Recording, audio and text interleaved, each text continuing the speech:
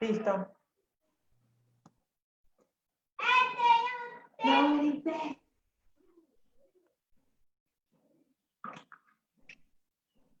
¿Crees que vamos a dentro del auto? Bueno, me parece que ya estamos conectados. Acá estamos en vivo. Muy buenos días y muy buenas tardes o muy buenas noches también, de acuerdo de dónde nos están siguiendo.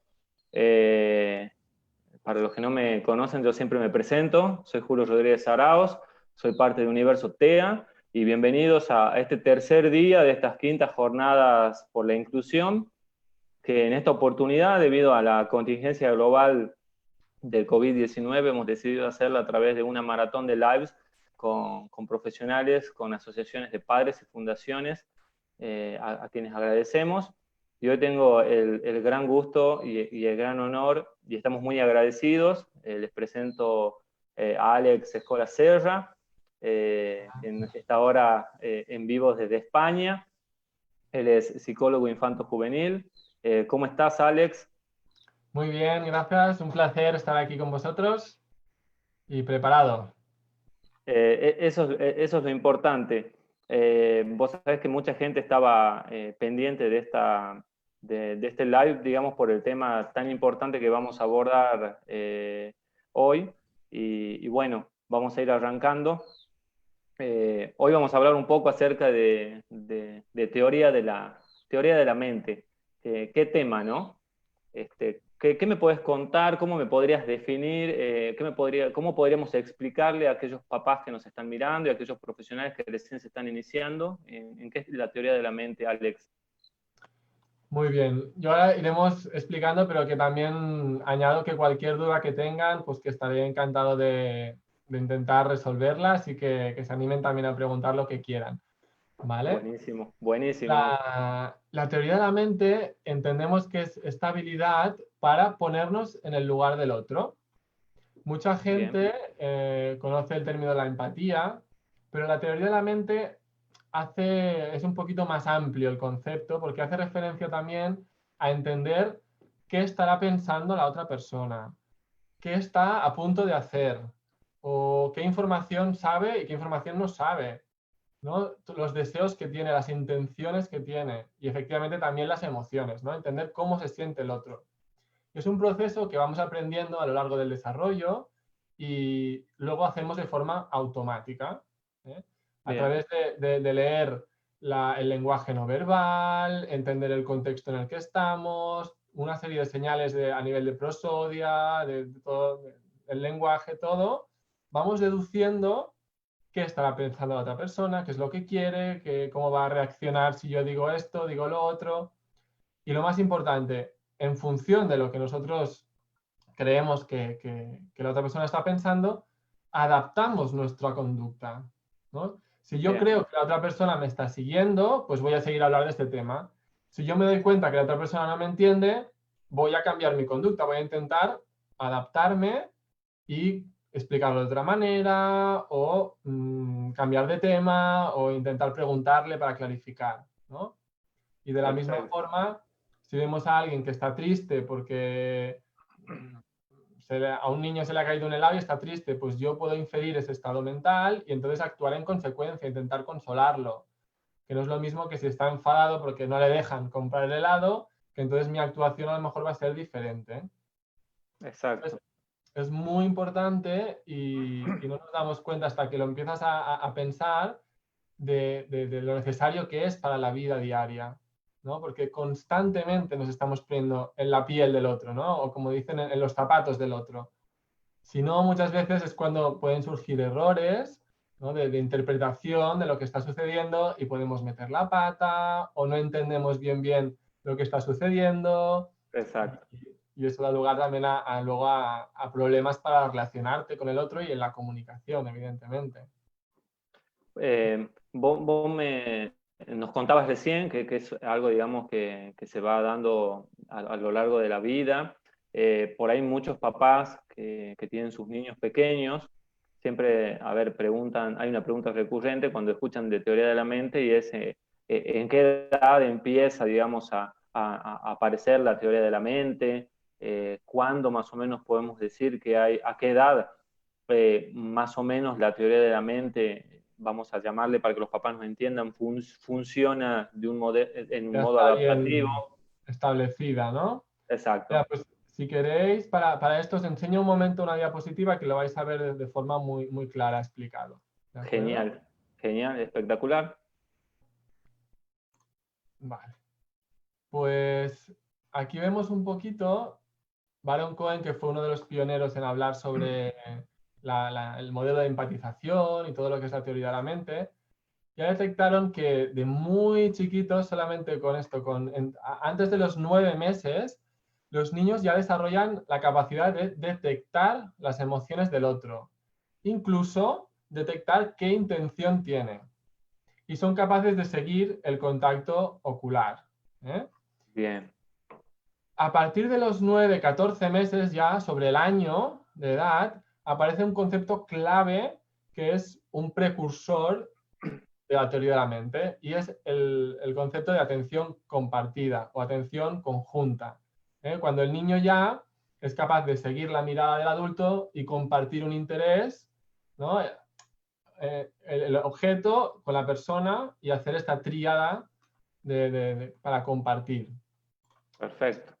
Más adelante, acerca de los 2 años, ya se está configurando un sistema más complejo de empatía, porque ya pueden entender muchos más conceptos emocionales, deducir qué emociones van a sentir en respuesta a algunas conductas, ¿vale? Y anticipar incluso las emociones. Pero el concepto de teoría de la mente puramente, no es hasta los 4 años que ya está plenamente desarrollado. ¿Vale? Bien, Cuando ya son capaces de entender, por ejemplo, el concepto de falsa creencia, que también lo podemos explicar un poquito, ¿no? perfecto. O detectar mentiras y engaños, por ejemplo, que ya son cosas un poquito más complejas. Implican ponerse en el lugar del otro para ver, a ver, qué información sabe, ¿no? Si no lo ha visto, le puedo engañar, pero si ha visto lo que he hecho, no le voy a mentir. Y esto ya, hasta los 4 años podemos decir que no se constituye lo que denominamos de forma más global todo lo que es la teoría de la mente. Pero sí que podemos ir viendo en cada etapa cómo vamos encontrando pequeños hitos evolutivos que nos van permitiendo ver y detectar si el niño está haciendo ese desarrollo de forma normotípica, ¿vale? Exacto. Bien, bien. Entonces, bueno, estas cosas son las que realmente son muy importantes y el término de atención conjunta sí que se ha visto que es uno de los indicadores junto a la imitación, ¿no? La capacidad para imitar y la capacidad para simbolizar y jugar a este juego más simbólico, imaginativo. Estos 3 conceptos son muy importantes porque son los que correlacionan con una mejor respuesta a la teoría de la mente cuando los niños van creciendo y llegan a los 4 años. Perfecto. Más o menos, no sé si ha quedado claro, pero Sí, yo creo súper claro. Me quedé pensando en dos cosas. Vos sabés que la primera, en esto que veía en el cuadro, que entre los 3 y 6 meses también empiezan a aparecer, digamos, una preferencia por los rostros en vez de por los objetos. Y por ahí en la consulta clínica diaria, los que trabajamos en neurodesarrollo, vemos cómo los niños, digamos, con rasgos o con signos de TEA, que tienen esta preferencia, ¿no? Por los objetos más allá de los rostros y que vos ya lo ves, digamos, lo estás viendo, digamos, en niños de 18 meses, de 24 meses, de 30 meses, y que te sirve, digamos, es como un llamado de atención, ¿no? Como para pensar en esto también y empezar en el diagnóstico. totalmente. Y de hecho, muchos de los diagnósticos y del futuro del diagnóstico, pues va por ahí, ¿no? Porque ahora tenemos tecnología que nos permite hacer un eye tracking, ¿no? Y ver Exacto. dónde el niño está mirando en cada momento. Y ahora ya estudios de Amy Klein están viendo que desde los 6 meses ya se ve una diferencia en cuanto a cómo miran los niños con TEA respecto a los niños que no tienen TEA.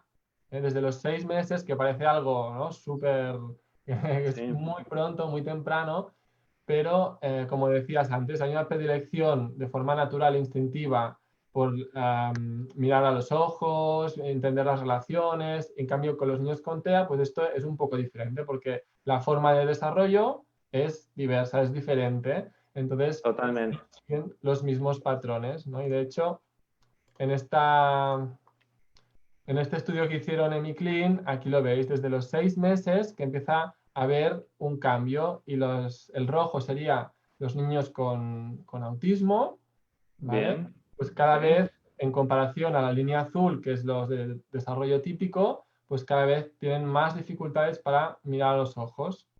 Y si lo vemos aquí en una fotografía, ¿vale? El amarillo sería dónde está mirando un niño con desarrollo normotípico. Pues mira a los ojos, ¿vale? Para entender que estas personas están interactuando, para entender que están relacionándose. Mira a la tercera persona para ver si forma parte de esa interacción o no, ¿no? Si están involucrados todos en esa conversación o no. Y eso le da una comprensión global de la situación, ¿no? Y puede interpretar mucho mejor lo que está ocurriendo. En cambio, la persona con TEA, aquí veis este ejemplo que es el rojo, ¿no? Empieza mirando la boca, porque seguramente el movimiento de los labios sí que le llama la atención, pero rápidamente desvía su atención hacia otras cosas que seguramente no aportan información para entender lo que está ocurriendo en esa escena. Entonces, Exacto. ese es el problema muchas veces, que el hecho de no fijarse en los estímulos relevantes para comprender la conversación, la situación social, la relación, hace que entonces, claro, se pierda la información y no acaben de procesar de la misma forma todo lo que ocurre, ¿no? Y son muy buenos procesando detalles, pero a la hora de integrar todos estos detalles y hacer una lectura de lo que está ocurriendo, pues muchas veces tienen mayores dificultades. Exacto. Y viste que hay muchos niños que van desarrollando un contacto ocular que es mucho más pleno que otros, y eso por ahí confunde mucho en el diagnóstico. Por ahí un profesional, digamos, que no está tan avesado en el tema, rápidamente te dice, no, sí tiene contacto ocular. Y por ahí yo siempre digo, no es si tiene o no tiene, no es un aspecto cuantitativo, sino evaluar aspectos cualitativos, evaluar el barrido de mirada. Hay gente que puede sostener el contacto visual de una manera mucho más plena que otras. Sin embargo, hay una gran mayoría que sostiene que el contacto ocular genera una suerte de angustia, cansancio, cicastenia, es complicado. Claro, y tenemos ahora la suerte también de contar con adultos que nos explican sus experiencias, ¿no? Y es muy interesante, como tú comentas, en ese espectro del autismo, pues tenemos, ¿no?, diferentes expresiones de ese TEA. Entonces, hay muchos que no les gusta nada y no les cuesta mucho sostener el contacto ocular y otros que no tienen tantas dificultades. Sin embargo, sí que es verdad que la mayoría pues coinciden en que es un esfuerzo, ¿no? Y como anécdota, me contaba el otro día una chica, una adolescente diagnosticada de TEA hace poco, que para ella se había dado cuenta de la importancia que tenía el contacto ocular, pero para ella no le salía de forma espontánea. Entonces, tenía como un mecanismo interno de irse recordando cada 30 segundos a mirar a los ojos al otro. Mira vos. Y claro, lo primero que pensé es, madre mía, el desgaste de energía que esta pobre chica estaba empleando para acordarse de mirar a los ojos para que el otro no pensara que no estaba interesada en el tema o pensara que se estaba forzando a hacer algo que de forma automática sale a muchas personas y ella lo tenía que hacer, ¿no? Y le requería un esfuerzo, le quería hacerlo de forma consciente, ¿no? Y claro, eso Exacto. ahora también, pues mucha gente, ¿no? Estamos empezando a entender que, bueno, que hay personas que no se sienten cómodas con el contacto ocular y también tenemos que adaptarnos nosotros, ¿no? Y entender a esas personas que requiere un mayor esfuerzo y por lo cual, por lo tanto, no les vamos a tener que exigir que todo el rato nos miren, ¿no? Sí, totalmente. Vos sabés que para muchos adultos en el espectro esto es bastante complicado, porque a veces uno recibe del otro lado de la otra persona frases como, por ejemplo, me estás mirando, me estás prestando atención, mírame. Eh, bueno, ahí uno entiende la importancia de la mirada también para el otro, y pasa comúnmente, y me pasa mucho a mí, el hecho de que el contacto ocular es muy difícil, pero uno aprende a mirar otros detalles, ¿no? Quizá una ceja, digamos el pie de los lentes, o algún aspecto Recurso facial, exacto, que no es necesariamente, no son necesariamente los ojos, que eso también, volviendo a esto anteriormente, yo te decía del diagnóstico, por ahí puede llegar a ser confuso.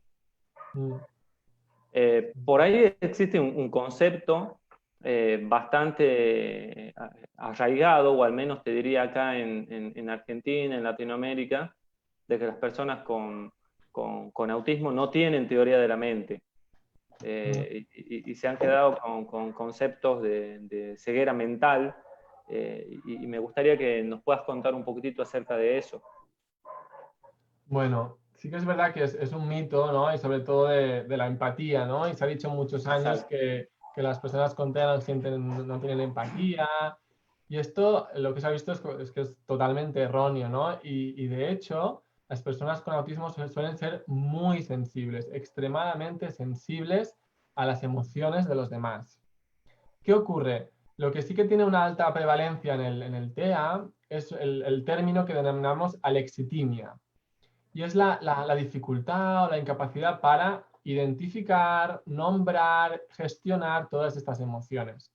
Entonces, lo que ocurre es que muchas veces las personas con TEA se dan perfectamente cuenta de que la otra persona puede estar triste, incluso empatizan porque muchas se ven abrumados por estas emociones de los demás, ¿no? Muchos que a mí me cuentan que por las noticias de la televisión, por un libro, se emocionan mucho, ¿no?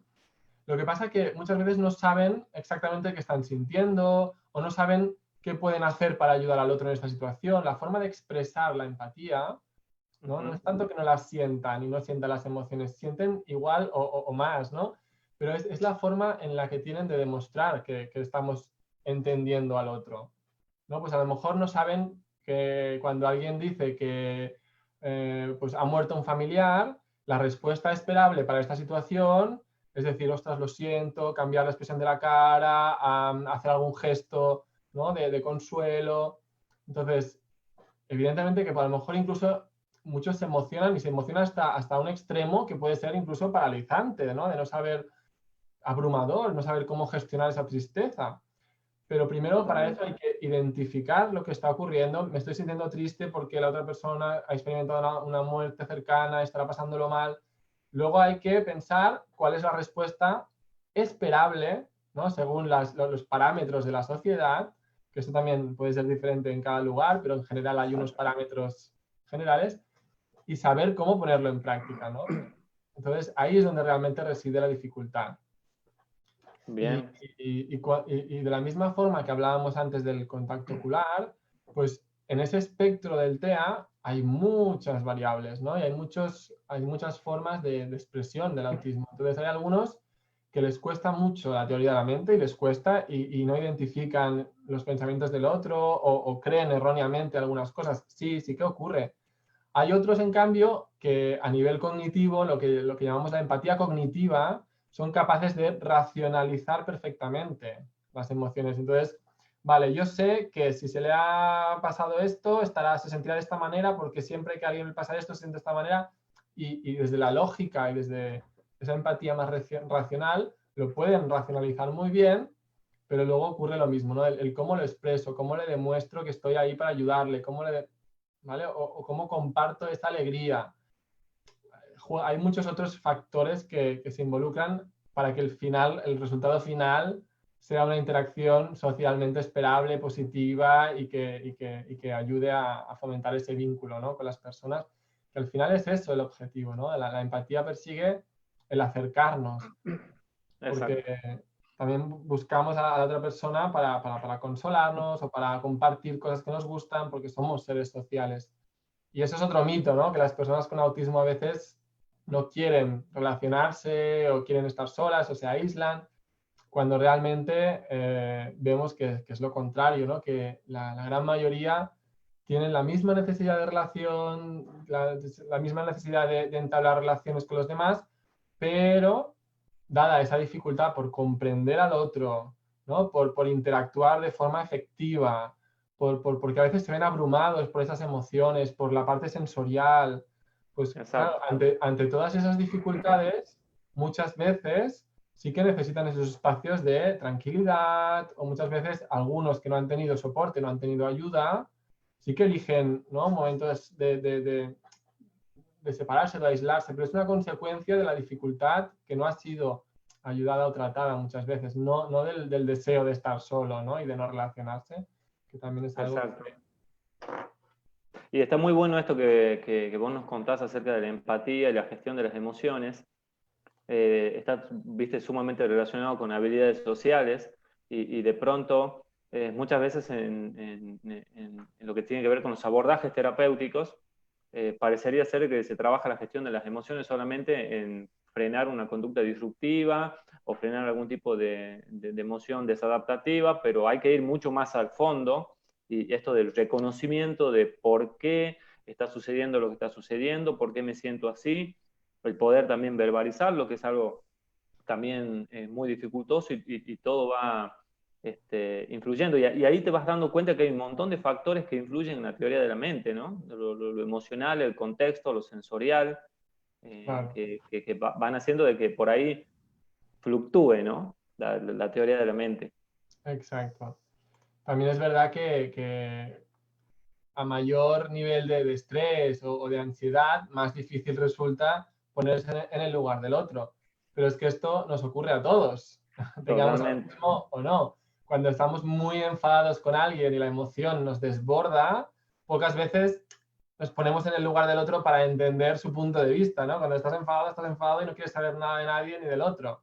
Entonces, a las personas con TEA que además tienen que lidiar con las dificultades sensoriales, ¿no?, esa parte social, las dificultades de la ansiedad, todo que muchas veces puede generar que aún sea más difícil, ¿no?, hacer ese esfuerzo por entender al otro, porque sí que para muchos, nunca generalizamos, nunca es para todos, pero para muchos representa un esfuerzo, y eso hay que tenerlo en cuenta y valorarlo, ¿no? Y yo lo resumiría también con esta diapositiva que te voy a enseñar. A ver, genial. Mira, yo creo que una de las bases, ¿no? Esto, el déficit en la teoría de la mente, la abreviatura de Tom, de Theory of Mind, porque esto Sí. ya lo encontramos desde muy pequeñitos, desde el desarrollo. Vemos que hay unas dificultades, ¿no? Entonces tú me decías, claro, las habilidades sociales también se ven repercutidas, porque claro, si a mí me cuesta entender lo que quiere la otra persona, lo que siente, cómo va a reaccionar si le digo esto, le digo aquello, qué estará pensando, qué intención tiene, pues muchas veces el aprendizaje de las habilidades sociales, de qué es lo esperable en cada momento, pues también me va a resultar más difícil. Y entonces el desarrollo, conforme van creciendo, también vemos que les cuestan y no saben cómo hacer un cumplido, no saben cómo expresar una queja, no saben cómo gestionar estas habilidades sociales porque han tenido más dificultades de teoría de la mente, ¿vale? Evidentemente, un nivel bajo de habilidades sociales repercute directamente en el establecimiento de amistades, de vínculos, ¿no?, y de socializar, me afecta. Si yo no sé muy bien, no tengo muchas habilidades sociales, pues a la hora de relacionarme con los demás voy a tener más dificultades. ¿Qué ocurre Totalmente. muchas veces? Cuando no tenemos ese soporte, ese tratamiento, van acumulando experiencias sociales negativas, porque intento interactuar desde el deseo que tengo a nivel social, de relacionarme, ¿no?, de hacer amistades, pero por las dificultades que tengo, pues muchas veces encuentran que no acaban de encajar, que pueden meter la pata, que otras personas les pueden rechazar, que se sienten porque son diferentes o como los raros. Claro, entonces esas experiencias sociales negativas al final acaban afectando a todas las áreas, ¿no?, del desarrollo, bueno, a nivel biológico, a nivel psicológico, a nivel social, y a la conducta y al rendimiento en el colegio, porque para un adolescente, por ejemplo, el formar parte de un grupo, ¿no?, el sentirse incluido, sentir que perteneces a un grupo de iguales, con el que te puedes identificar, pues es súper importante. También para las personas con TEA, los adolescentes con TEA, es algo básico e imprescindible tener un grupo de referencia, ¿no?, porque si no, vemos que al final aparecen problemas conductuales, bajan las notas, bajan esto, y el problema no es un problema de inteligencia con las notas, no es un problema de desafío que quiero, es que nos está diciendo esos problemas de conducta que a nivel social hay una dificultad muy importante, ¿no? Entonces, hago Totalmente. mucho hincapié y por eso desde que son muy pequeños, ¿no? La importancia de ir estimulando y ayudarles a desarrollar esa teoría de la mente. Y fíjate que esto de las experiencias sociales negativas, como vos decías, tiene un impacto muy marcado en muchas personas, porque estas experiencias por ahí sociales negativas cuando se dan, viste, en la pubertad, que es cuando Ujú. empiezan a cambiar también los temas de interés, viste, dejamos de hablar de juguetes y empezamos a hablar de deportes, de salidas, de relaciones sexuales, de un montón de temas que por ahí... de pronto también me ha pasado con muchos adolescentes que esto les genera también experiencias sociales bastante negativas y los condiciona para toda su adolescencia, su juventud, e inclusive te digo en la edad adulta con personas que vienen arrastrando estas experiencias bastante negativas, ¿no? Sí, sí. Sin duda es algo que hay que acompañarlos, hay que ayudarlos a entenderse y a aceptarse como son, porque en algunas cosas son diferentes y eso no tiene por qué ser negativo, siempre y cuando lo puedan entender, ¿no? Y entonces cuando ya son más mayores, muchas veces lo que tratamos es de, no de decirles qué tienen que hacer o cómo tienen que actuar o en determinadas situaciones, sino sí que entender qué es lo esperable en una situación social para que ellos puedan decidir si hago el esfuerzo por hacer lo que socialmente es esperable o a lo mejor en vez de hacer el esfuerzo, pues mira, le voy a explicar a esa persona que yo a veces no entiendo los chistes y que por favor a mí me los expliquen porque soy más literal en el lenguaje, ¿no? Es decir, si ya saben ellos cuáles son las cosas que les cuestan, las aceptan, es más fácil que entonces puedan relacionarse desde ese conocimiento y diciendo, bueno, pues a lo mejor en una entrevista de trabajo voy a tener que esforzarme por mantener la mirada y sonreír aunque no me salga, pero para crear vínculos significativos también es importante mostrarte cómo eres y que la gente te Exacto, quiera y te valore y te acepte por cómo eres. Entonces pasa por ayudar también al contexto y al entorno a entender una manera de ser diferente que no es ni mucho menos peor que la otra, simplemente es diferente. Y es, eso pues, exacto. realmente es lo que vemos que les ayuda más, ¿no?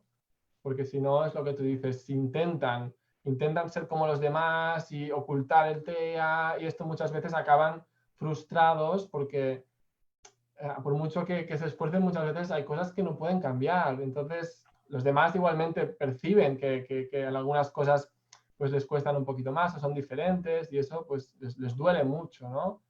Entonces, Exacto. Vos eh, fíjate que hablando de todo esto, se me viene a la mente la palabra camuflaje, que la escuchamos a diario, los que trabajamos con adolescentes y adultos, y realmente es estresante el camuflaje, esto de tratar de desgaste, parecer, es un desgaste desgastante. energético, ¿no? De estar todo el rato pretending, ¿no? Es haciendo ver que, ¿no? Y comportándote de una forma que no te sale solo y te requiere un esfuerzo, igual el que te decía, ¿no? Recordar cada 30 segundos de mirar. O otra chica que me decía que también tenía un sistema para sonreír cada vez que acababa una frase, no sé qué.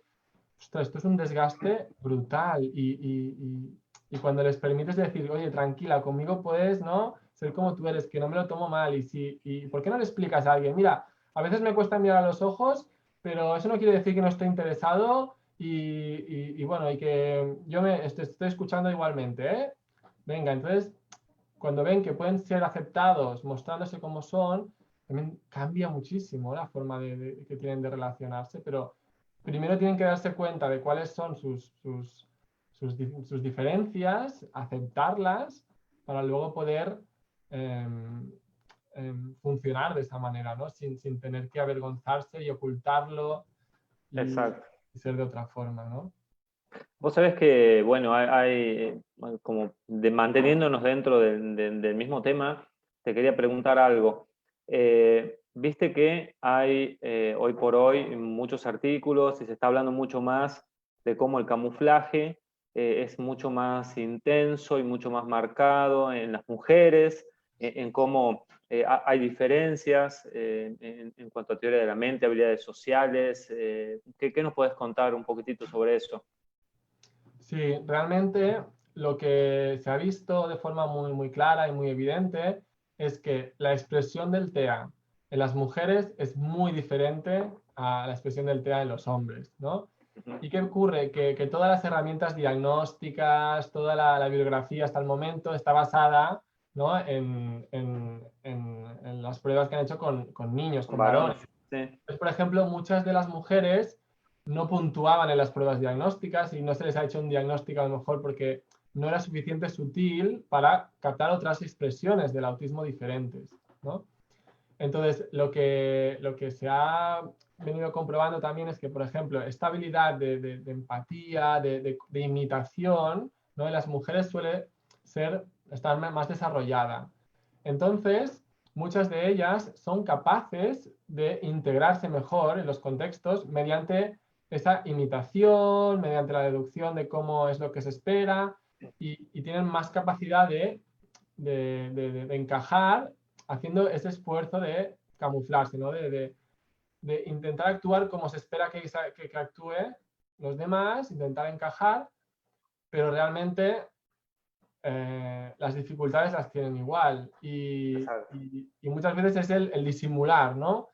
Y lo hacen bien, pero eso genera un desgaste brutal, un desgaste que luego también pasa factura a nivel anímico, ¿no? Entonces también correlaciona con otros trastornos como la depresión o la ansiedad y además a la hora de establecer vínculos, ¿no? Es lo que decíamos antes, si tú no te puedes mostrar como eres, ¿no? Con nadie y sentirte aceptado y querido por alguien tal y como eres, pues al final ellos describen muchas relaciones, pero superficiales, ¿no? Yo encajo muy bien, sé cómo quedar bien, pero no tengo a un amigo de verdad, no tengo nadie que me conozca, ¿no? Entonces, el sentimiento de soledad también es muy grande y se sienten incomprendidas.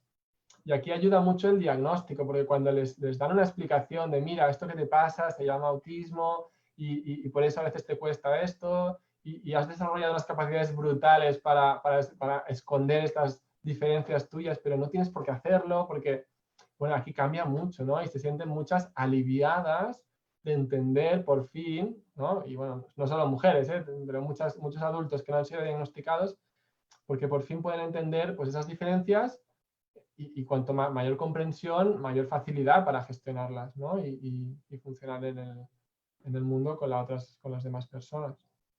Totalmente. Y fíjate que en esto que hablábamos recién de lo que tiene que ver con las chicas, y fíjate que por ahí todo este camuflaje, todo esto de constantemente mostrar lo que uno por ahí tiene el mandato que debe mostrar y no necesariamente lo que quiere, genera estas dificultades en las emociones, que es lo que lleva también a los diagnósticos erróneos, ¿no?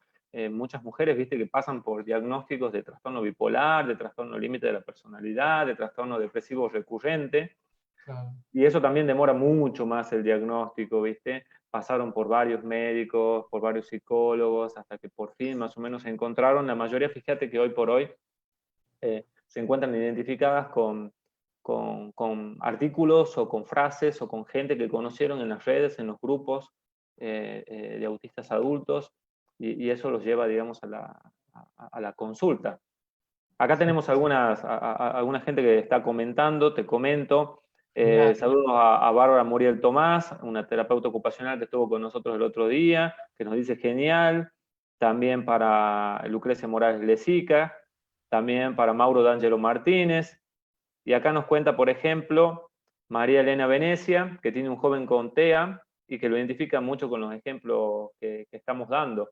Por ahí son los desafíos, digamos, más comunes que encontramos en los adolescentes, ¿no? Más allá de que hay personas que tienen más desafíos en algunas áreas que en otras. Sí, claro. La adolescencia para mí es esa edad donde tienes que encontrar tu identidad y tienes que saber quién eres. Entonces, muchos empiezan a hacerse preguntas, ¿no? Y muchos empiezan a, bueno, ya se han dado cuenta de antes que son diferentes, pero necesitan un modelo, un referente, alguien con quien identificarse para entenderse mejor. Entonces, el trabajo del insight es muy importante, igual que el encontrar un grupo de referencia, un grupo donde sentirse incluido, ¿no? El poderse reflejar con otros iguales y desde la naturalidad, de que hay otras personas que también tienen esta manera de funcionar, esta condición TEA, ¿no? Que les hace diferentes, pero no menos, ¿no? Y trabajar todo esto pues, es muy importante para prevenir, por ejemplo, el desarrollo de una depresión o de trastornos de ansiedad, de algo, porque muchos desde esa soledad de no entenderse, de encontrarlo todo más difícil, pues claro, en la adolescencia es una etapa mucho más vulnerable para esto, ¿no? Y antes lo comentabas, Julio, decías, claro, al principio hay niños que de pequeños cuesta más identificarlos o por la mirada, por lo que sea, y es verdad que hay algunos que a lo mejor desde que son pequeñitos pueden ir funcionando, ¿no? Muchas niñas pasan desapercibidas porque van copiando, van imitando, ¿no? Y no tienen unas conductas súper evidentes dentro del autismo, como quizás han estudiado más en hombres, etcétera, etcétera. ¿Qué pasa? Que llega un momento que cada vez es más difícil a nivel social, ¿no? La exigencia social aumenta hasta llegar a la adolescencia, que allí todo es puramente, la relación social es lo más importante, ¿no? Exacto. Y además la teoría de la mente está ya en pleno funcionamiento y tenemos que ser capaces de, solamente por una mirada que le hace una amiga a otro amigo, sabemos que está enfadada porque el amigo no le dijo el otro día que había una fiesta cuando el otro tenía que ser y quería ser invitado. O sea, la adolescencia es pura sociabilidad y es muy importante también para las personas con TEA. Y muchos nos llegan cuando ya son un poquito más mayores, esto cuando son adolescentes, sobre todo muchas chicas, porque empiezan a ver los problemas entonces. De pequeñas han ido pasando más desapercibidas y a lo mejor sí que habían notado alguna cosa diferente los padres o así, pero no tienen un diagnóstico hasta que la exigencia social supera las capacidades estas que tienen de camuflarse Estas capacidades adaptativas se ven desbordadas ya. Sí, sí, porque cada vez es más difícil. Y la adolescencia para mí es el pico, ¿no? Donde realmente se ponen en juego, es la prueba de fuego de las habilidades sociales, de la teoría de la mente, donde ahí es súper importante y súper necesaria. Por ejemplo, Alex, a esta mamá que nos manda esta pregunta, 1 o 2 tips que le podríamos dar a ella como mamá de cómo ayudar a su hijo, o qué le podrías decir, qué le podrías recomendar, qué podría trabajar. Un hijo adolescente, ¿verdad? ¿Me decía? Sí, sí.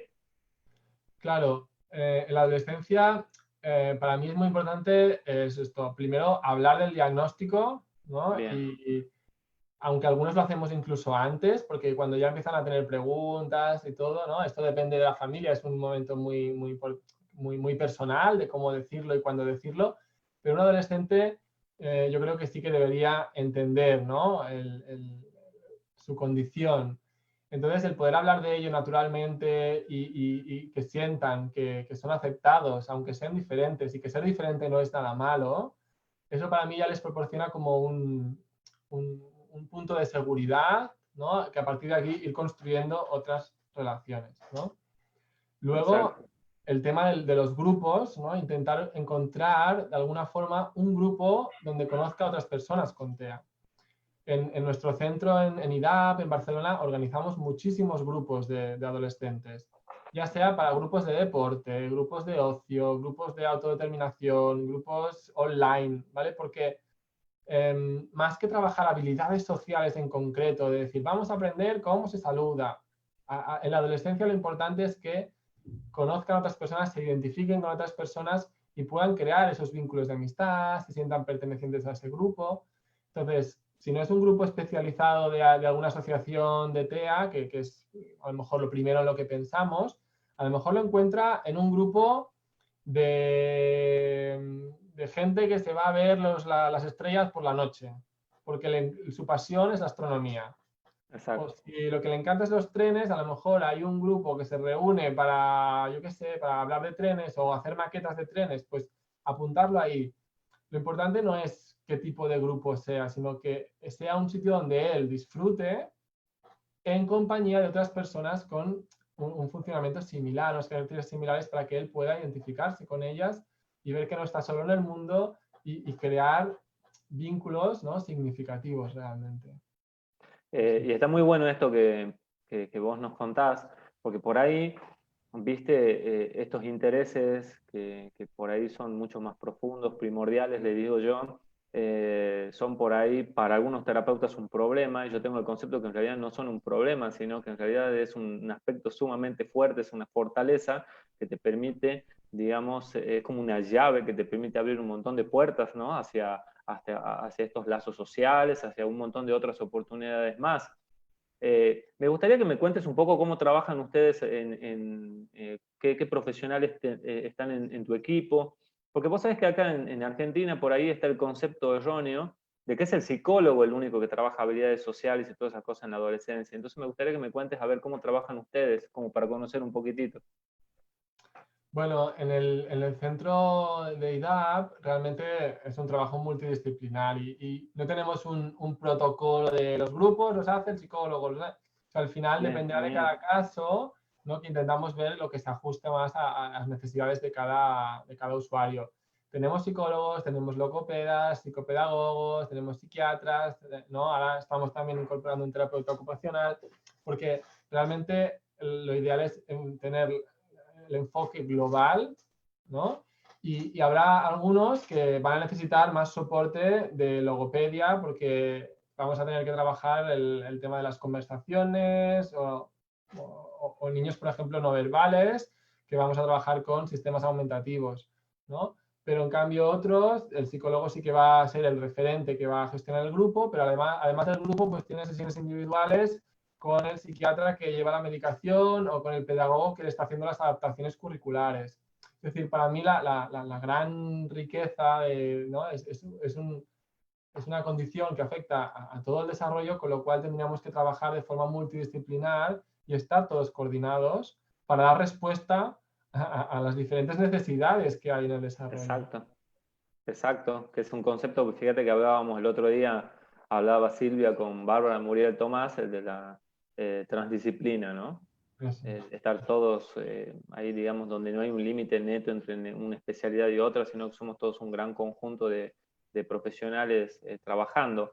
Tengo un mensaje acá privado de Jorge que me dice, él ha recibido el diagnóstico en la adultez y me dice, después de mucho tiempo pude entender que tenía dificultades en teoría de la mente y eso había influido mucho en mi relación con mi esposa. Bueno, ahí por ahí, digamos, en la adultez se nota mucho esto, ¿no? Con la pareja, las dificultades. Y esto, pero claro, el entenderlo, ¿no?, el tener esta información ya te ayuda a poder mejorar o entender algunas cosas y poder al menos ser consciente y entonces abordarlo desde otro ángulo, ¿no? Yo ahora recuerdo también un adulto que, claro, me decía, sobre todo, lo que me cuesta es por qué la gente, ¿no? No entiendo cuando dicen algo diferente de lo que piensan, ¿no? Ahí me bloqueo, me lían, ¿no? Y me explicaba el ejemplo de su pareja que después de quedar las primeras citas y todo, pues decía, no hace falta que me acompañes, de verdad, no me acompañes a casa, ¿no? Pero luego se enfadaba porque no la habían acompañado a casa, entonces no entendía nada, ¿no? Pero si me ha dicho que no la acompañe, que no hacía falta, claro, ahí está, no es lo que dices. Muchas veces nosotros no decimos las cosas directamente porque creemos que puede ser demasiado, ¿no?, directo, tajante, y decimos las cosas de manera indirecta, ¿no? Insinuamos las cosas porque esperamos que el otro las entienda. Y las personas con TEA tienen esa literalidad muchas veces que también está relacionada con la teoría de la mente. Entonces, a la que yo bueno, a la que fue consciente de decir, vale, esto a ti te cuesta, ¿no? Entonces, pídele a tu pareja que por favor que te diga las cosas directamente, que no se ande con rodeos, que no te haga estas insinuaciones porque eso a ti te cuesta. Entonces, vale. Eso te digo que cuesta un montón, te digo. Pero está bueno, está bueno. Es como, en vez de decirme, no, pues coger algo que pesa mucho y decir, uy, ¿cómo pesa esto, para pedirle ayuda, pues dime directamente, por favor, ayúdame, que esto me pesa, ¿no? Y nos damos cuenta que muchas ocasiones en la vida las personas neurotípicas, ¿no? Funcionamos de esa manera, sin ser claros, sin ser directos, a través de esas insinuaciones, ¿no? Porque lo importante es la intención y estamos acostumbrados a que todo el mundo capte la intención de manera súper rápida y veloz. Y claro, hay que entender esa diferencia, ¿no? En la forma de procesar la información, en la forma de pensar, y que si directamente le digo, oye, pues ayúdame, es mucho mejor, o le digo, oye, ¿me dejas tu chaqueta que parece que tienes calor y yo tengo frío? Pues va a ser mucho mejor que le mire y le diga, qué frío tengo, ¿eh? Porque el otro va a decir, ah, pues yo no. ¿Vale? Entonces... Sí. O podrías decirle, si tenés frío, busca una campera, un abrigo, pero no se te pasa por la cabeza que vos podrías acercarle. Es complicado, se ríe Silvia acá. Porque no, claro, el no leer la intencionalidad, ¿no? El cómo lo decimos. Estoy mirando la chaqueta, pongo un tono determinado, hago unos gestos, solamente si te quedas solamente con lo que has dicho, desde una lógica y una parte más literal de el qué has dicho, pues no me has preguntado nada, no me has pedido la chaqueta, por lo tanto yo no te la doy, ¿no? Entonces, a lo que iba es que cuando las personas con TEA entienden eso, se dan cuenta de que eso les cuesta, algunos pueden elegir explicarlo a su pareja, a sus amigos.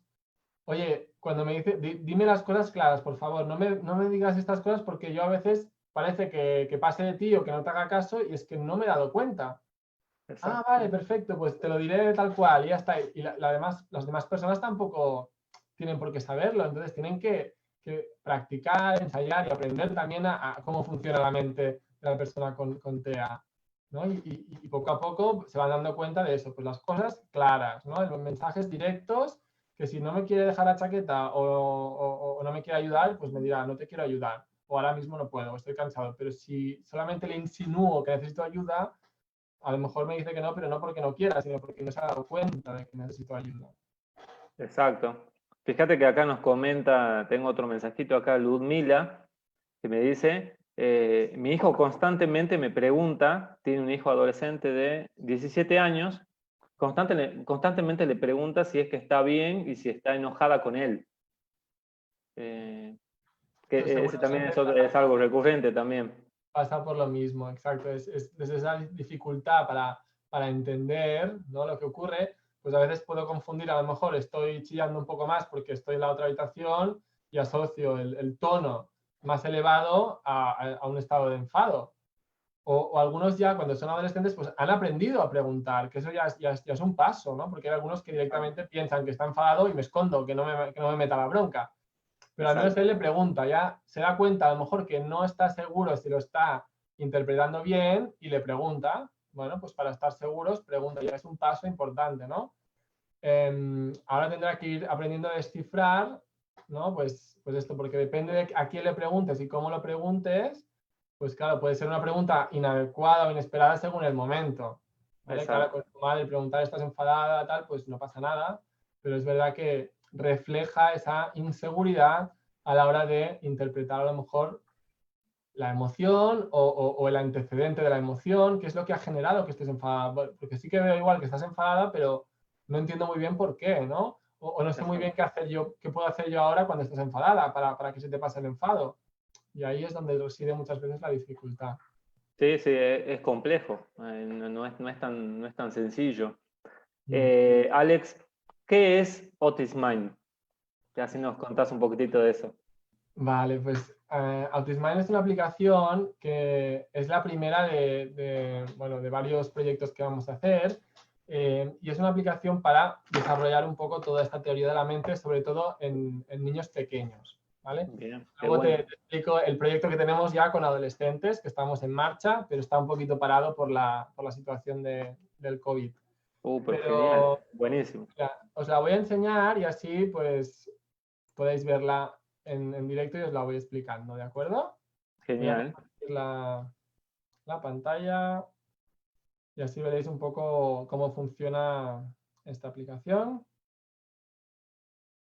Ahora os comparto mi tableta porque es una aplicación que está disponible para tabletas, ¿vale? Tanto iOS de Apple como para Android, pero no está disponible para celular, porque nos dimos cuenta que a la hora de interactuar con las imágenes más pequeñas y todo, la jugabilidad no era muy buena con dispositivos más pequeños.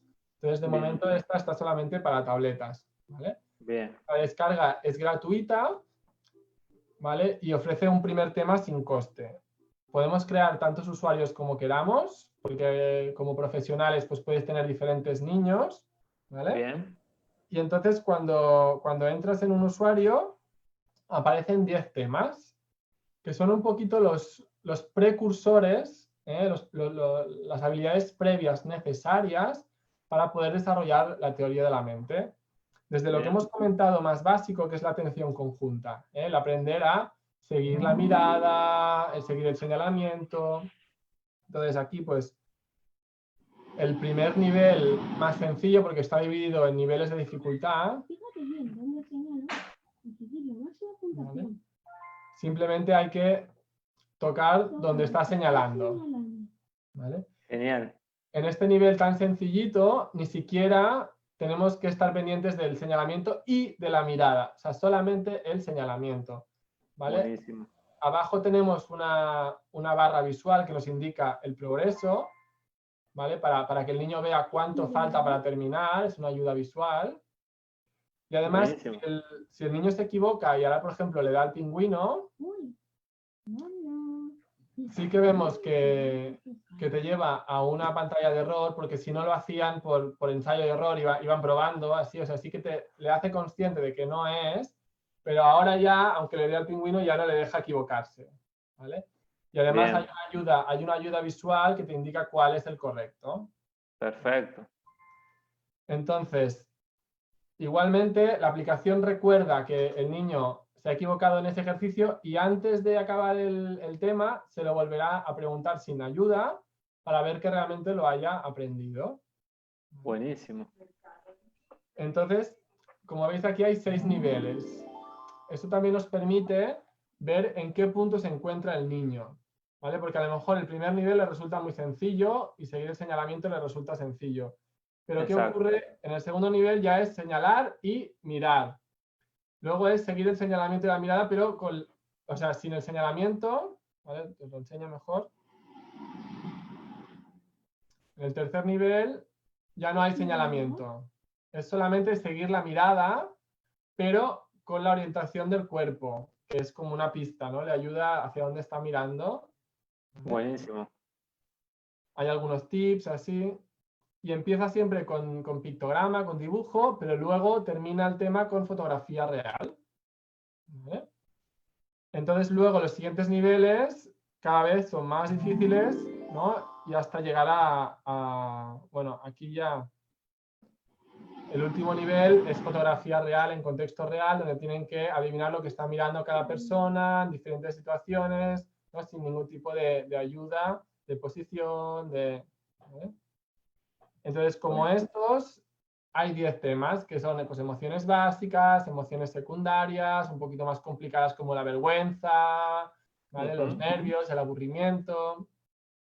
La percepción global trata de ayudar a ver el todo, no solo fijarse en los detalles, ¿vale? Que es muy importante también para entender situaciones. Y quizá la que estoy más orgulloso, que creo que es súper útil, sería la interpretación contextual. Y os explico un poquito por qué. No sé si os ha pasado también, pero material para trabajar las emociones, pues yo he encontrado que hay muchísimo, ¿no? De reconocimiento, hay mucho material para trabajar la identificación de las caras.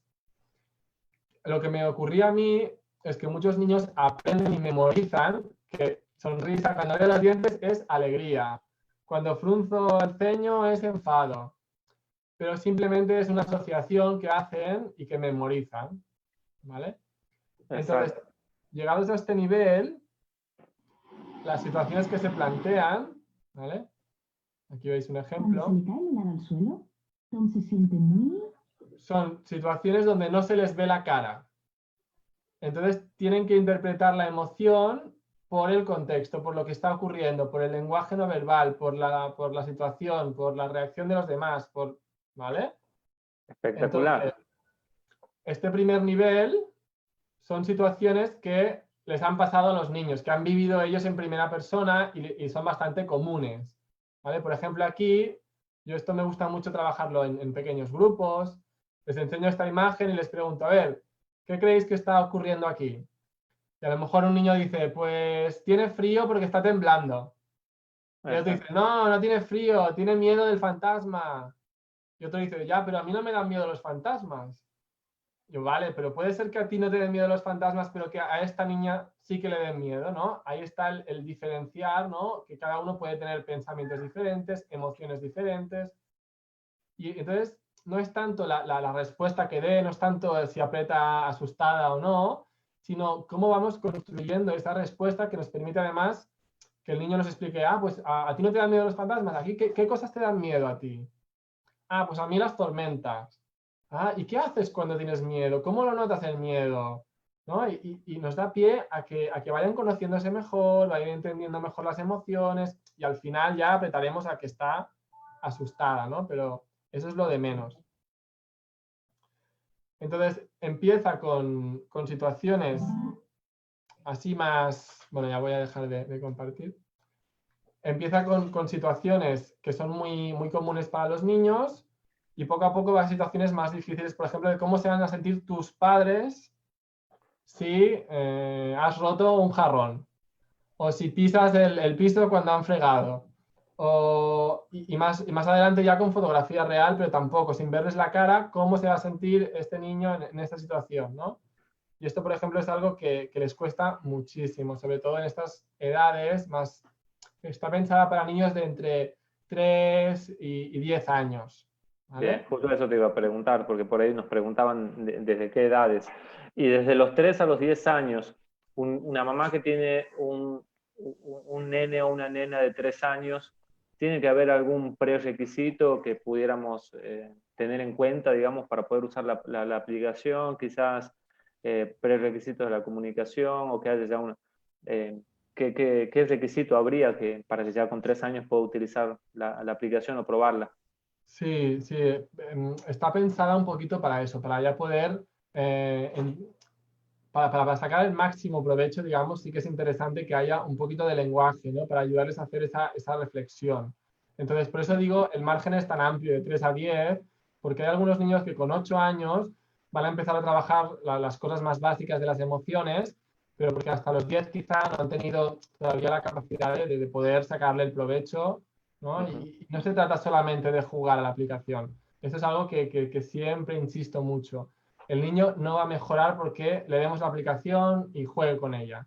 Lo interesante es que haya una persona con él que le ayude a pensar las respuestas, a hablar sobre estos temas y además combinarlo con otro tipo de juegos, ¿no? Si hablamos de la atención conjunta, por ejemplo, pues yo les digo, vale, pues jugar un poquito la aplicación, que eso es muy motivador, les llama mucho la atención y les gusta, pero luego podemos esconder algunas cosas que le gusten por la habitación y solamente voy a mirar a los sitios para que el niño siga mi mirada y encuentre las cosas que le gustan que he escondido en la habitación, por ejemplo. O jugamos al veo, pero sin hablar, solamente con mirar. O jugamos, hay que combinarlo, ¿no? Con estrategias en el entorno físico, en la interacción. Y siempre que juguemos con la tableta, tiene que haber 3 personas. Tienen que ser 3, la tableta, el niño y el adulto, que puede ser un papá, puede ser una mamá, puede ser un profesor, puede ser un terapeuta. Pero lo importante es que alguien, porque al final lo que queremos trabajar es la interacción. Exacto. Entonces, cuando estamos trabajando las emociones, pues vale, lo miramos en la tableta y jugamos con la tableta, pero luego les digo, pues venga, vamos a mirarnos y vamos a poner la cara de enfadado. ¿Cómo es tu cara de enfadado? O para también que sea algo que compartimos nosotros dos. No solo estás tú con la tableta de forma aislada jugando. ¿Vale? En el momento que el niño está más pendiente de la tableta que del adulto, pues hay que hacer algo para sacarlo de ahí porque si no tampoco es tan provechoso. ¿Vale? Me preguntan acá, bueno, la gente diciéndonos que es muy interesante, que muchas gracias por compartir esta información. Acá Vanessa Lazo Vera me pregunta, bueno, es común que tengan problemas del aprendizaje y no quieren hacer tareas. Mi hijo tiene 6 años y aún no habla. Demoran en hacerlo. No sé si es específico del tema, pero no sé si te gustaría dar alguna respuesta para Vanessa. Ella nos pregunta básicamente si es común que los chicos con TEA tengan dificultades en el aprendizaje y bueno, ella pregunta acerca del lenguaje de su nene, que tiene 6 años y todavía no habla. Claro, a ver, me resulta muy difícil sin conocerlo, porque Exacto, habría que tener exacto. en cuenta Otro. muchísimos factores y entender todo el desarrollo. Pero sí, hay un porcentaje de niños con TEA que no desarrolla el lenguaje, otros que pueden tardar más a hacerlo. Y entonces es interesante, primero para mí sí que es un punto muy importante por donde empezaría, ¿no? El objetivo claro es cómo facilitar esa comunicación, porque si no lo hace a través del lenguaje verbal, habrá que buscar otras maneras, ya sea un sistema aumentativo de la comunicación, que puede ser físico o puede ser con la tablet, ¿no? Porque a algunos les cuesta mucho hacerlo en papel, pero encuentran en la tableta algo súper motivador, muy atractivo, y hay sistemas para comunicarse a través de la tableta que les pueden dar voz, ¿vale? O Totalmente. lenguaje de signos. O sea, cada niño habrá que hacer un estudio de cuál es su mejor manera y ayudarle a poderse expresar y comunicar de otra forma. Sería como el objetivo prioritario antes de pensar en otras cosas como la teoría de la mente. Perfecto. Acá Mel me pregunta, y si el niño es no verbal, ¿cómo se utilizaría la aplicación? Claro, la aplicación en niños no verbales, sobre todo, podría estar más pensada para estos primeros temas que he comentado de la atención conjunta, hacerles un Perfecto. poco, porque sí que les puedes ayudar a mejorar el que se fijen un poquito más en los ojos, en la mirada, en el señalamiento, o a reconocer algunas expresiones.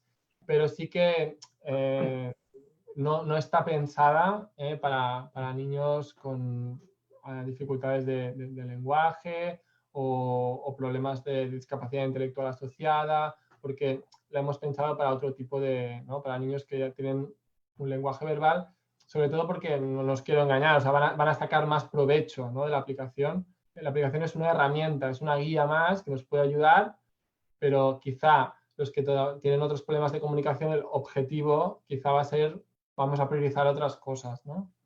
Bien.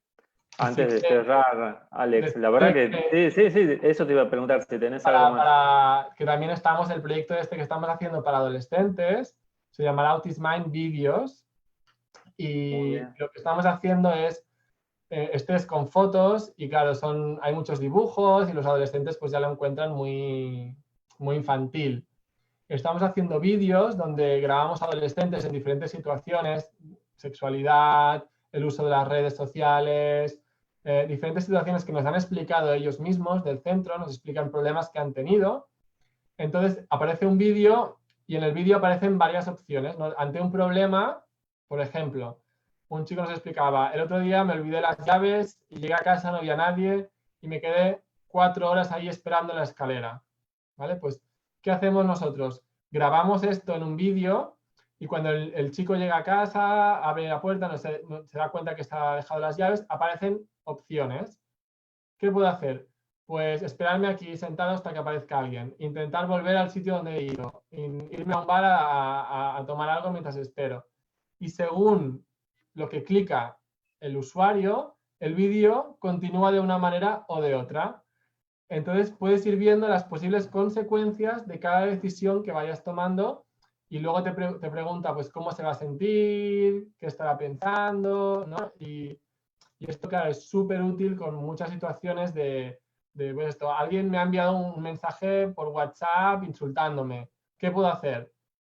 Insúltale de vuelta, pide ayuda, no hagas nada. Según lo que clique el niño, verá cómo acaba el vídeo y las consecuencias de esa decisión. Entonces, les permite anticipar y hablar y reflexionar sobre todas estas situaciones. Espectacular. La verdad que buenísimo. Me encantó. Muy bueno. La verdad, mil felicitaciones. La verdad que Estamos aquí, work in progress todavía, pero para el año que viene creo que ya estará disponible. por ahí, algún papá, ¿dónde la descarga la aplicación? ¿Cómo la descarga? Se puede descargar directamente desde el Google Play Store o desde el Apple Store, ¿vale? Está tanto para Android como para iOS. Y lo único que decía es que solo está disponible para tabletas, que sí que no lo prueben desde el celular porque ahí seguro que no la van a encontrar, ¿vale? Bien, perfecto. También para los que no tengan tableta, hay los cuadernos, ¿vale? Los cuadernos de Autism Mind son, mira, si me permites que te lo enseñaré. ¿Vale? Pues son cuadernos que se corresponden a cada uno de los temas. Pues este, por ejemplo, es de sensaciones físicas, ¿vale? Entonces, para todo el tema de detectar cuando tenemos hambre, cuando tenemos frío o calor, algunas alteraciones sensoriales que pueden tener, ¿no? Pues este les ayuda a identificar las señales no verbales, bueno, hay sobre el calor, sobre el frío, sobre diferentes temas como el dolor, el cansancio. Entonces, hay algunas distribuidoras en Latinoamérica que también lo están distribuyendo por allí, ¿vale? Porque si no, por todo el tema de los portes, desde España es complicado, pero sí que me consta, que ya lo pondré luego en el Facebook si queréis, algunas Perfecto, maneras de perfecto. adquirirlo allá en Latinoamérica. Bueno, genial, genial. Bueno, Alex, la verdad que ha sido un gusto. La verdad que es un tema como para charlar Sí, horas, ¿no? Desde luego. La verdad que ha sido un gusto. Bueno, toda la gente, los seguidores, los que han podido seguir esta presentación, muy agradecidos. Nosotros también desde Universo TEA, con Silvia, muy agradecidos con vos por tu buena predisposición, por tus ganas de ayudar en esta causa.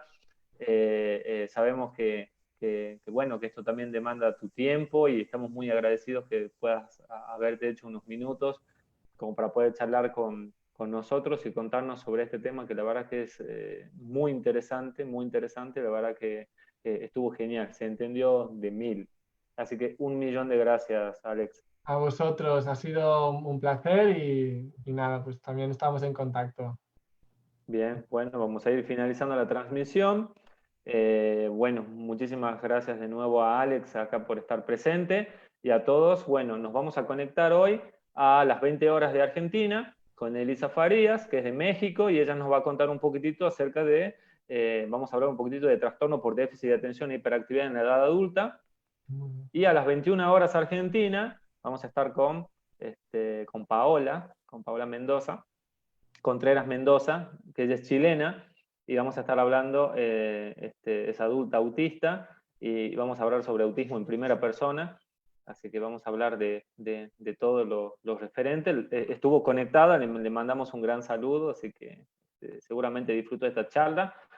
Nos estaremos viendo y seguramente, bueno, ya nos conectaremos de nuevo con Alex, que ha sido un gusto. Te mando un gran saludo, un gran abrazo desde acá, desde Argentina, y bueno, y nos vamos despidiendo. Muchas gracias a todos. Hasta Chau, pronto. chau. Chau, chau. Adiós.